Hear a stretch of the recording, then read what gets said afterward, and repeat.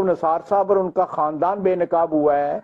बल्कि उस बेनकाब जो है साथ साथ पीटीआई की जो है लीडरशिप हुई है कि वो टिकटें बेच रहे हैं। आप सियालकोट में देख लें, आपको जिन लोगों को टिकट नहीं मिला, आप उनसे जाके खुद जाके पूछ लें कि उन्होंने कितने कितने पैसे दिए हैं और अब वो किस किस्म की गुफ्तगू अपनी पार्टी के मुतल्लिक कर रहे हैं और पैसे वापस या जिसके जरिए दिए हैं, जहां पे दिए हैं, उनकी भी एक ऑडियो आई हुई है। पैसे उन्होंने भी मांगे हुए हैं कि 1 करोड़ दे दो, मुलाकात करा देते हैं, 1 करोड़ इतने दे दो, और रेट लिस्ट बकायदा लगी हुई है। और उसके बाद जब टिकटों के फैसले हो गए हैं, वहां पे जिस तरह लोग वहां पे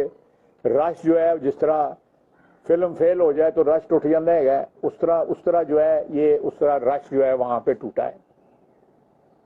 तो ये सारे हालात इस बैकग्राउंड में आप देख लें कि अदलिया ने क्या किया 2016, 17, 18 में, और उसके बाद जो है जिस तरह जमानतें ना हुई लोगों की,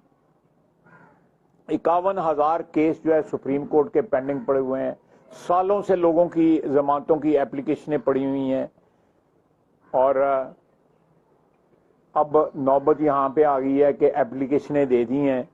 कि जी असेंबलियां जो है वो बहाल की जाएं, जो इन्होंने जो है डिसॉल्व की हैं।